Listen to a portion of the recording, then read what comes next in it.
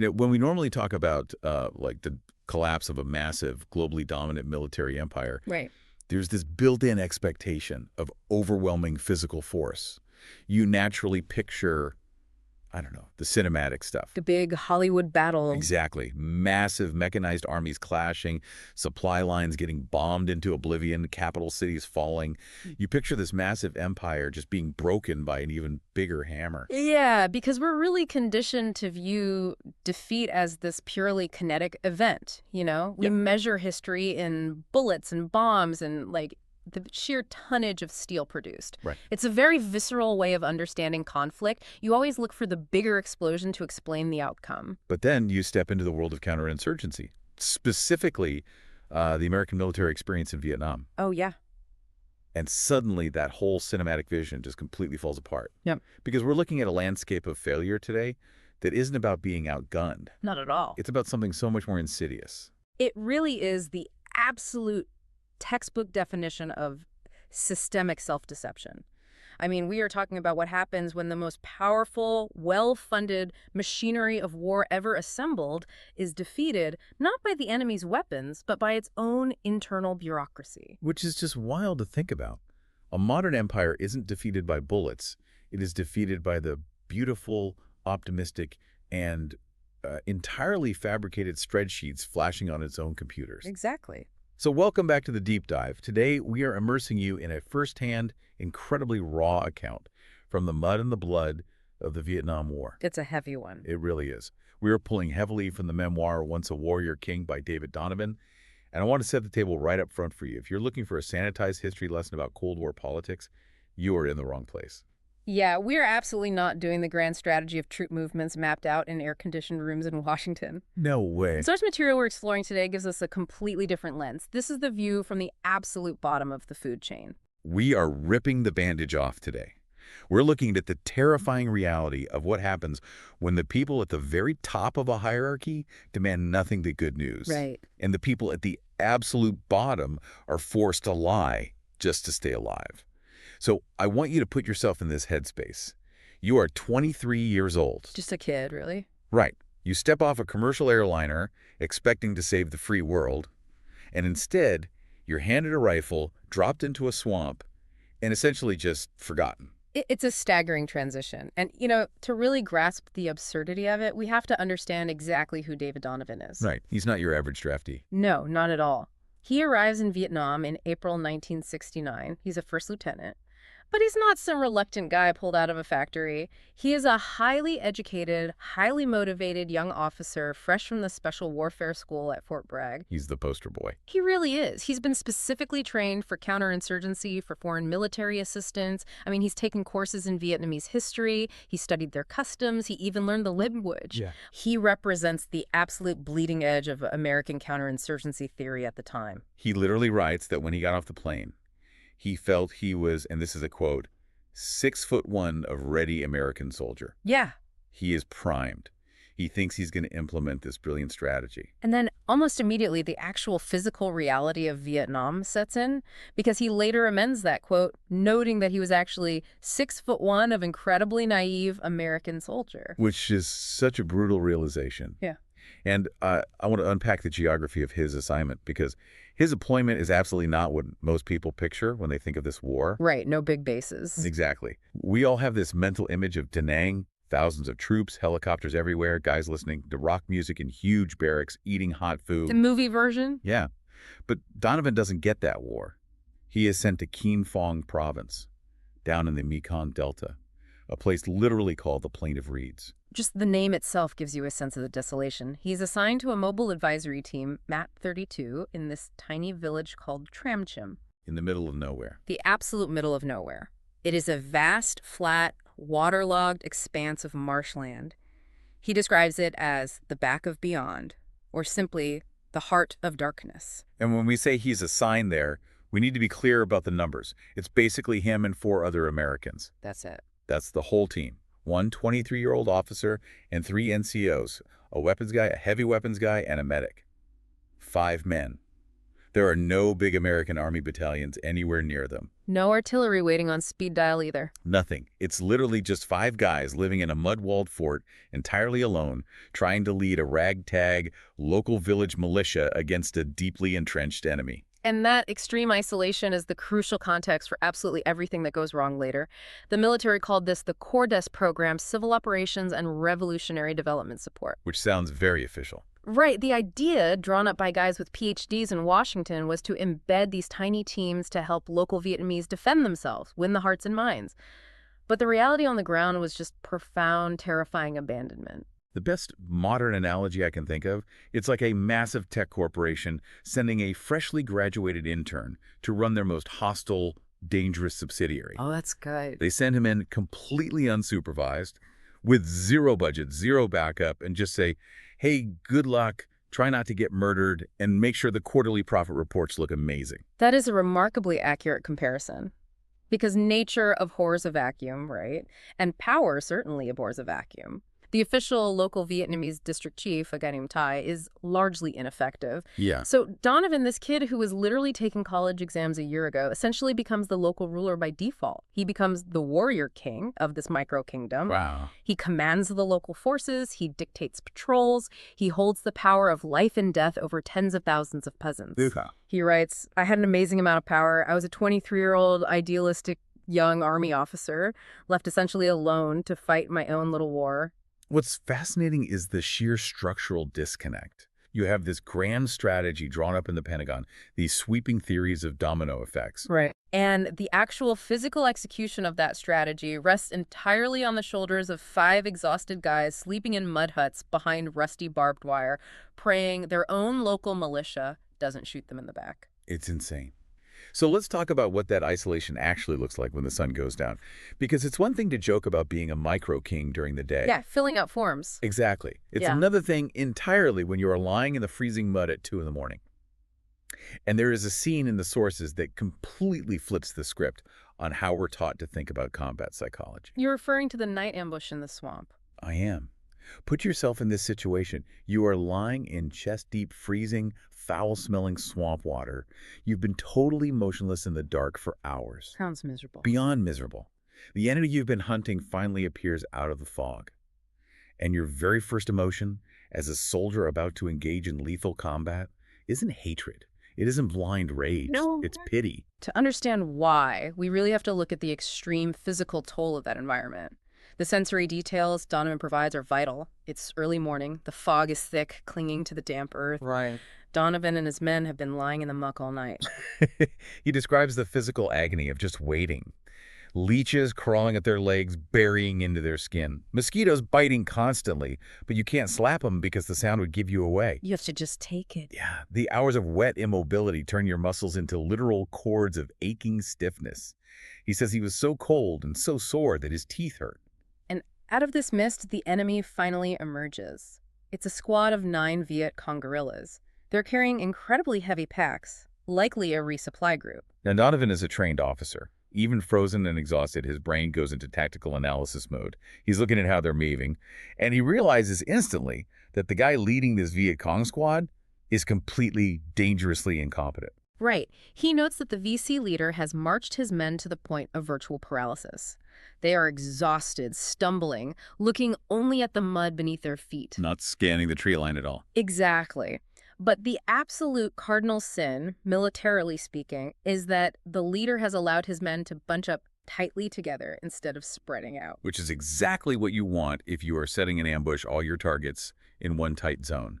But it's the exact opposite of what you do if you were marching through hostile territory. Right. One grenade and the whole squad is gone. And here's the moment that completely subverts the Hollywood war movie trope. Donovan slowly presses his cheek against his M16. He gets the first man in his iron sights. And he writes, "For a fleeting moment, I felt sorry for the belabored Viet Cong guerrilla. I thought it was too bad for him that he had drawn such a dumbass squad leader." He actually feels sadness, but the anger he feels isn't directed at the enemy soldier he is about to shoot. The anger is directed at the enemy manager for getting his own men slaughtered. I found this deeply profound. We're trained to think of war as purely us versus them, absolute good versus absolute evil. Yeah. But Donovan is basically having a professional grievance. Yeah. He's angry at the opposing middle manager for being bad at his job. It's this bizarre, incredibly dark professional empathy. It is, but we also have to view it through the lens of psychology. It's a necessary buffer. Donovan is projecting his own immense anxieties about leadership onto the enemy. Oh, that makes sense. He knows intimately how heavy the burden of command is. He knows what it's like to be responsible for lives, and he is deeply offended by seeing that responsibility handled poorly, even by the people trying to kill him. But then the empathy has to end. Right. The psychological curtain has to drop. He writes, I had learned the magic trick of making feelings and emotions vanish, of just becoming a cold and dispassionate automaton at the moment of execution. Wow. He doesn't jerk the trigger, he squeezes it. And the silent morning swamp is just shattered by violence. That specific phrase, the magic trick of making feelings vanish, is the key to understanding trauma in these environments. To survive, the human brain simply cannot process empathy simultaneously with lethal violence. It would break you. Exactly. The cognitive dissonance would break the mind. So it instantly compartmentalizes. The empathy vanishes the exact millisecond the mechanical operation of the rifle tucks over. It's a slaughter. They execute the ambush perfectly. But, it brings up this massive glaring contradiction. Donovan and his American team are executing textbook maneuvers. But what about the local village militias? The Vietnamese guys he's actually leading. Right. How are they fighting this war?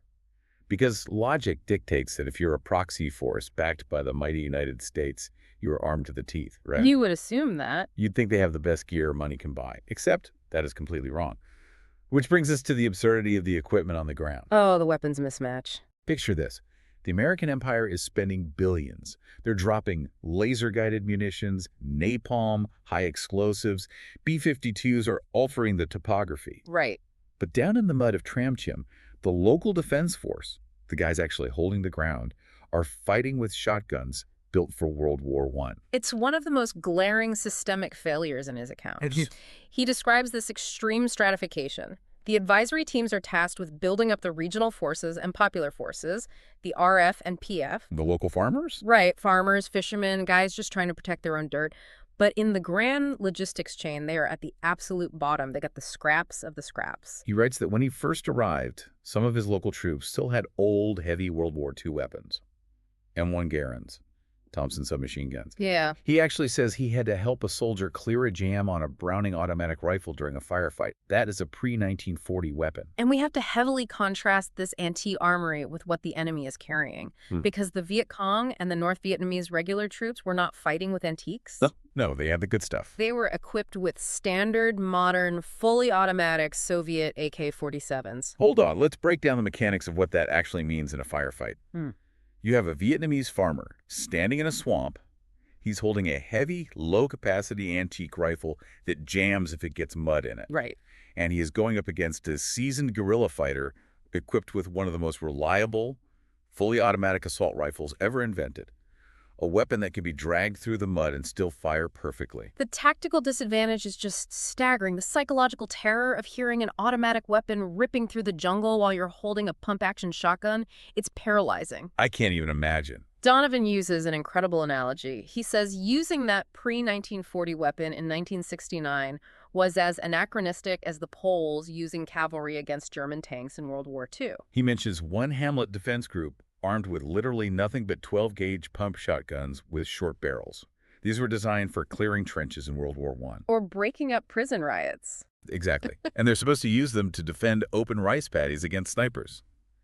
He sarcastically notes, I can say I was never issued a spear, but you get the feeling he thought it was close. This raises a massive question about the allocation of technological superiority. The U.S. is pouring untold wealth into the theater, but it's all heavy, top-down technology. Fast jets, massive artillery. Right. But the actual granular daily security of the villages, which is the foundation of the entire hearts and minds strategy, relies on a guy who doesn't even have a steel helmet holding a museum piece. It's a literal time machine of a war. You have supersonic jets breaking the sound barrier overhead, and the guys waving up at them are fighting the exact same way their grandfathers did in the trenches of France. And it creates a deep, corrosive sense of abandonment. Donovan notes that his team quickly realized they were completely out of sight and out of mind. They couldn't rely on the supply chain. That had to scavenge. They became expert scroungers, begging, borrowing, stealing just to get basic gear like boots and ammo. They were essentially a ragtag mercenary army. So this is the core mystery for me. If the troops at the very bottom are this poorly equipped and fighting this desperately, how on earth does the top military brass back in the air-conditioned offices in Saigon think they are winning? That is the million-dollar question. If the reality on the ground is rusty shotguns against AK-47s, where is the good news coming from? Well, that brings us to what might genuinely be the deadliest weapon of the entire war. The spreadsheet. Yeah. Because the deadliest thing in Vietnam wasn't a landmine, it was a computer printout that told generals exactly what they wanted to hear. We have to talk about the Hamlet Evaluation System, the HES. The American military bureaucracy during this era, heavily influenced by Defense Secretary Robert McNamara and his whiz kids from the corporate world, was pathologically obsessed with quantifiable progress. Right, the data guys. They brought Ford Motor Company metrics to a guerrilla war. They firmly believed that if you could measure it, you could manage it, so they created the HES, and its twin, the TFES. Can we talk about these forms physically? Because these weren't just vague memos. These were massive computer printouts of standardized questions sent monthly to every advisor. Pages and pages. And the questions themselves reveal how insanely detached Washington was. Donovan notes they were required to determine how many televisions were in each village. Right, in villages that didn't even have electricity. Yes, you can picture a guy at a mahogany desk, furious that the villagers haven't filled out their TV warranty cards, totally oblivious to the fact that they don't have a wall to plug it into. It's madness. They're asking about tin roofs, commercial business activity, while guys are getting shot at in the dark. But the core of the HES system, the part that actually drove policy, was a rating system. Every district and hamlet had to be rated A, B, C, or D every single month. Okay, let's break down what those letters supposedly meant. An A rating meant the area was totally pacified. No Viet Cong incidents, complete government control. B meant essentially pacified with minor activity. C meant contested, which usually meant the government ruled during the day and the VC ruled the night. And D? D meant complete, overt Viet Cong control. So, on paper, to a general who has never stepped in the mud, this looks like a brilliant way to track progress. You color in a map. A is blue, D is red. You watch the map turn blue and you win the war. Theoretically. But the problem is the systemic lie built into how this data was gathered. This is where we see the absolute cascading failure of institutional integrity. Everyone in the chain of command had a vested personal interest in lying. Everyone. The Vietnamese district chiefs wanted A ratings because it made them look incredibly effective, which meant future favors and promotions. And the American province senior advisors, the PSAs, who were usually colonels, desperate for their general's star-wanted A rating so they'd look successful to the generals back at MACV headquarters. Right. MACV in Saigon, often referred to cynically as Pentagon East. The generals sitting in MACV desperately wanted a beautiful blue map to show visiting politicians and the press corps. They needed to show the light at the end of the tunnel. Exactly. They needed quantifiable data to prove the multi-billion-dollar program was working. It's like an algorithm where the primary code is simply delete bad news. By the time the data reaches the Pentagon, the algorithm has successfully pacified the entire country on a hard drive, even while the actual country outside is burning. That's a perfect way to put it. Donovan says information goes from his tiny team up to the province level, then Corps, then Saigon, then Washington. At every single level, the officers filter out anything that puts their command in a bad light. And what happens when an evaluation metric becomes the primary goal itself? It ceases to be a good metric. It immediately becomes a target for manipulation. Donovan explicitly states that meeting the deadline for the report was considered vastly more important than the accuracy of the report. The advisors were so overworked they would literally just sit in their bunkers and fill in the blanks with anything that seemed vaguely reasonable. They couldn't go inspect every hamlet in a swamp anyway. Right. But it wasn't just lazy reporting. That would be bad enough. It was active, malicious intimidation from higher-ups to force them to lie. Yes. Donovan talks about an incident where a general weather day is coming for an inspection. The province senior advisor, Donovan's boss, flies out a day early just to listen to Donovan's planned briefing. And he's not there to help him prep. He's there to threaten him. He basically threatens him to understate anything negative. Donovan says he had to stand there the next day trying to give a factual report to the general while the goddamned PSA was standing right behind the general, glaring at him. Silently daring him to let any cats out of the bag. The intimidation is entirely about self-preservation. If Donovan tells the truth, if he says, "Sir, we are outgunned and the enemy is everywhere," the general doesn't reward his honesty. No, the PSA just gets angry, relieves Donovan of duty for being a pessimist, replaces him with a yes man, and the lies continue. It's a perfectly sealed echo chamber. And what is the ultimate result of this?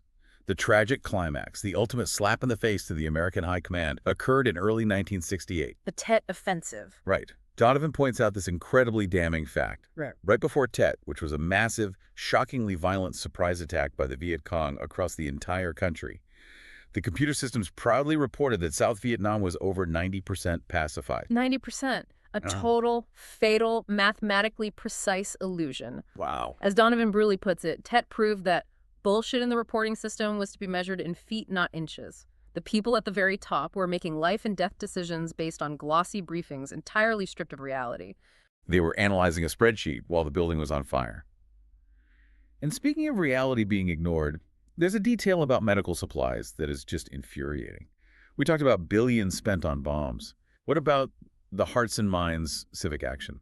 The disparity between lethal aid and basic hygiene is where the bureaucracy becomes truly cruel. Donovan's district had 30,000 people, mostly poor peasants surviving on field mice and water snakes. And because they live in a tropical swamp, parasitic infections and severe skin diseases are rampant, especially among infants. Right. The military doctrine theoretically prioritized helping these people, but the supply chain was optimized for destruction. Donovan had access to millions of dollars in artillery support. He could call in a jet to obliterate a grid square. But when he begged for basic medical necessities, nothing.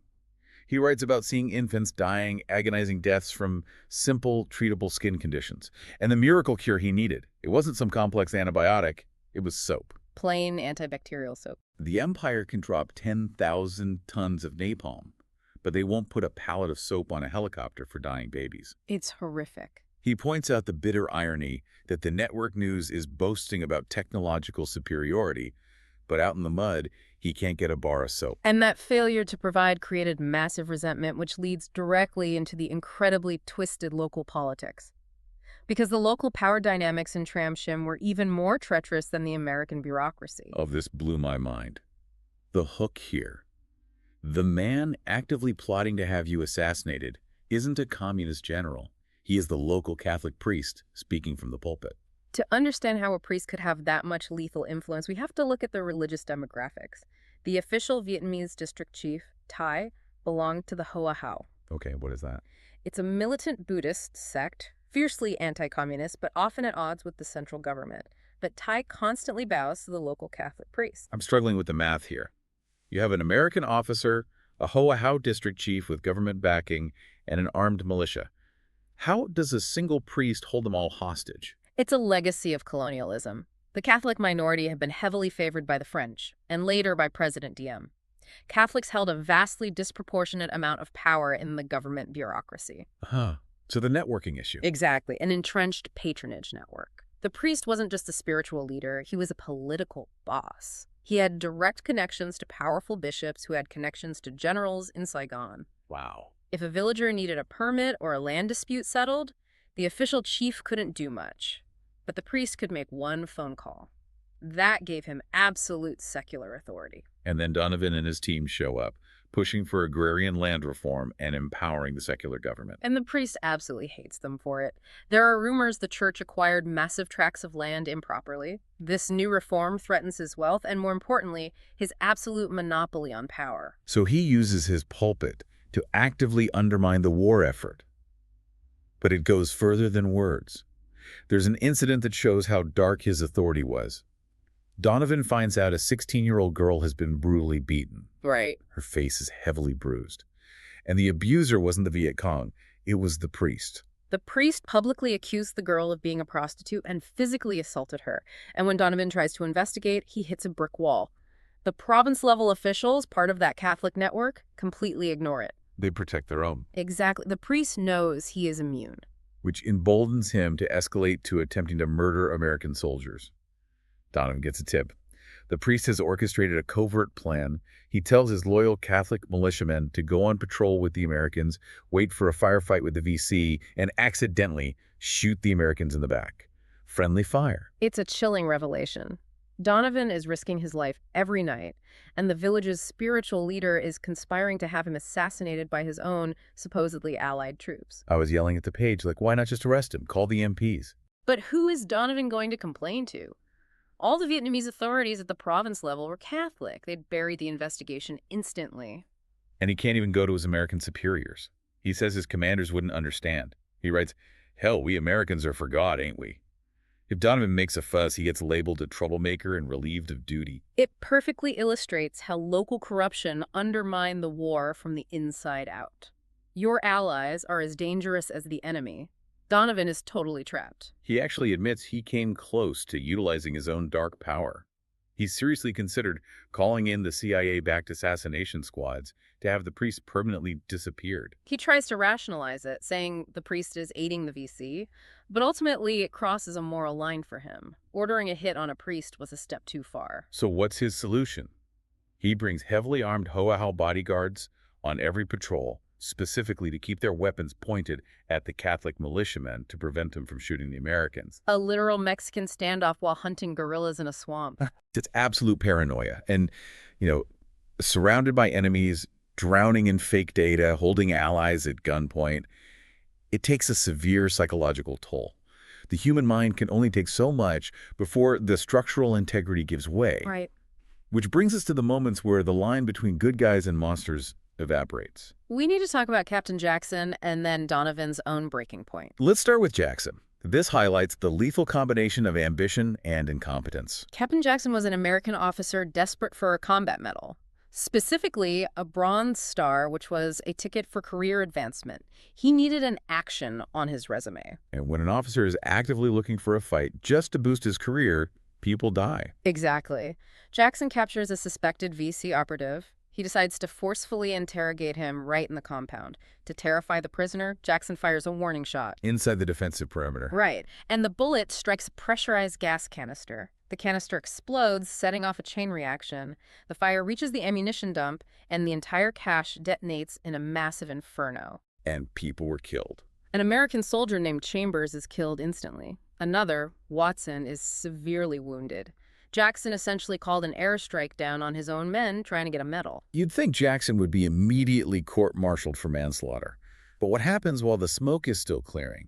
While Chambers' body is literally in the rubble. The surviving officers, including Donovan, make a split-second decision. If the truth gets out, Jackson goes to Leavenworth. But it also brings massive negative scrutiny onto their entire team. So they conspire. They agree on a unified lie. They report up the chain that the explosion was a tragic weapon-cleaning accident. They completely erase the interrogation and Jackson's negligence. It's the silence of the Brotherhood. Donovan participates in this cover-up, and he writes about the immense guilt that haunted him for decades. He protected a toxic officer at the expense of justice for a dead soldier. It shows how the environment degrades your moral compass, and Donovan himself is not immune. Which brings us to the M16 interrogation. Yeah, this is tough. The hook here is brutal. You are a good person. You went to church. But today, you find yourself violently shoving the barrel of an assault rifle deep into the stomach of a teenage girl. We have to look at the cumulative effect of attrition warfare. They are relentlessly exhausted, walking into ambushes, watching friends die. This environment rapidly strips away civilization. They capture a young Vietnamese woman suspected of being a VC operative involved in setting up ambushes. And during the interrogation, the pressure cracks Donovan. This idealistic officer completely loses his temper. He snaps. He takes his M16 and uses it as an instrument of torture. He shoves the steel barrel hard into her stomach to terrify her into talking. Pure animalistic brutality. And what's crucial is his retrospective reflection. Later, he receives intel confirming she was involved in an ambush attempt. For a fleeting moment, he feels justified. But then comes the haunting realization. He asks himself, was she a Viet Cong before we captured her, or only afterward? That single question encapsulates the profound tragedy of the entire counterinsurgency effort. This is the darkest aha moment for me. The war mutates the survivors. Did his brutality validate every piece of anti-American propaganda she had ever heard? He realizes he's becoming the monster he thought he was fighting. The violent tactics required to survive actually breed the next generation of the insurgency. You'd think the high command would want to step in and stop this moral decay. And they did step in. For all the wrong reasons. Which brings us to the My Lies CYA protocol. When the worst war crime of the decade hits the front pages, the generals don't care about justice. They only care about keeping their names out of the press. The My Lai massacre is a horrific event where American soldiers murdered hundreds of unarmed civilians. When the news broke, it threatened to derail the military establishment. And the political shockwave reaches Donovan. Secret cables fly in from Hawaii in full panic mode. The province senior advisor, the same guy who threatened Donovan to falsify reports, now flies out and issues a brand new directive. 0 civilian casualties. Absolutely none. On the surface, it sounds great. They're protecting the innocent. But Donovan sees right through it. The commanders didn't grow a conscience. They were terrified of the press pulling their funding and ruining their careers. Pure CYA, cover your ass protocol. The generals knew that fighting a guerrilla war makes 0 civilian casualties a functional impossibility. But they issued the order anyway. Because they were setting a trap. If a lieutenant like Donovan got caught in a messy situation where a civilian was tragically killed in crossfire, the brass could say, look, we explicitly told him 0 casualties, and throw him to the tribunals to save their own stars. It was a complete failure of institutional courage. The leadership preferred that troops do nothing, literally abandon their mission rather than risk a PR disaster. It creates a culture of profound cynicism. And this eventually leads to officers completely bypassing the chain of command. There's an intense sequence where Donovan decides to wield the massive power of the American empire himself. The D&D bombing incident. Right, it's late at night. A recon plane spots roughly 1,000 moving light sources in the canals near the border. A massive Viet Cong logistical fleet. 1,000 sampans moving weapons south. A target of immense tactical value. But there are strict rules of engagement. Targets that large require high-level authorization for a strategic strike. But Donovan knows if he sends a request up, the bureaucracy will dither and the sampans will be gone. So he bypasses the system. He uses his personal call sign D&D to forcefully call in a B-52 arc light strike. And the arc light strike is not precision. It is the blunt force trauma of the American military, designed to devastate a massive grid square. He calls it in on his own authority. Within 30 minutes, the sky tears open, the jungle turns into a sea of fire, and the next day, the 1,000 sampans are obliterated, just splintered wood and bodies. It highlights the almost godlike destructive power placed at the fingertips of a 23-year-old. He circumvented the structure because the structure was paralyzed. And eventually, that deployment ends. You survive the ambushes, the corrupt priests, the B-52 strikes. You get on a flight back to the U.S. And the story shifts to the tragedy of the homecoming. Because the country he left in '69 is not the country he returns to in 1970. The public is furious about the war. Donovan lands at San Francisco Airport. He survived a year in the heart of darkness. And what is his first act? He doesn't go to a parade. He goes to a public bathroom stall, takes off his army uniform, and puts on civilian clothes. He hides. He realizes instantly that the uniform has become a symbol of shame. Returning veterans were ostracized. It breaks my heart. He fought a war where his commanders abandoned him and comes home to a country that despises him. He writes that for 12 years he never spoke about Vietnam. He carried the PTSD, the nightmares, the ghost of chambers, completely alone. It wasn't until 1982, with the dedication of the Vietnam Veterans Memorial, that the dam finally broke for him. The black marble wall. He goes to the memorial, and the sheer scale hits him. 57,937 dead or missing. All those fake A ratings, the fabricated spreadsheets, they dissolve in front of that wall. He finds the name of his friend, Chambers, and just breaks down and weeps. The data points are finally recognized as human blood. And there is a final poignant moment. He's near the Lincoln Memorial, and he encounters a group of Vietnamese refugees, boat people who fled after the Americans pulled out. He realizes the ultimate truth. We lost a war, but we got to go home. We flew back and put on civilian clothes. But the Vietnamese people who trusted us, The local militias with WW1 shotguns, they lost their entire country. They paid for our strategic failures with generations of exile. Okay, let's pull all of this together. We've gone incredibly deep today. We saw a college kid forced to shut off his empathy just to survive. We saw him leading men armed with museum pieces against assault rifles, while the sky rained millions of dollars of bombs that didn't include a single bar of soap. We watched a bureaucracy demand fake A ratings, creating a map of lies that blinded an empire. We saw corrupt priests and a high command terrified of bad PR. It is a historical masterclass in how complex systems fail. When metrics become more important than reality and self-preservation overrides leadership, collapse is inevitable. So why does this history matter to you today? You aren't sitting in a mud fort, but I guarantee you are living in a world totally obsessed with metrics. We live in the era of data-driven decisions, KPIs, engagement scores, performance reviews. Exactly. So here is the final provocative thought I want you to mull over. Look around your workplace. Look at your local government, your social media feeds. How much of the data we rely on today is just a slick, modern version of the Hamlet evaluation system? It's a critical question. How many people in your organization are just filling in the blanks with what the boss wants to see, terrified of reporting the bad news? Are we right now still building beautiful spreadsheets while the world burns outside the window? We really have to ask ourselves that if we want to avoid becoming victims of our own illusions. Because, as we've seen today, the most powerful empire isn't defeated by bullets. It's defeated by its own lies. Thank you for joining us on this deep dive. Stay curious, keep questioning the data, and we'll see you next time.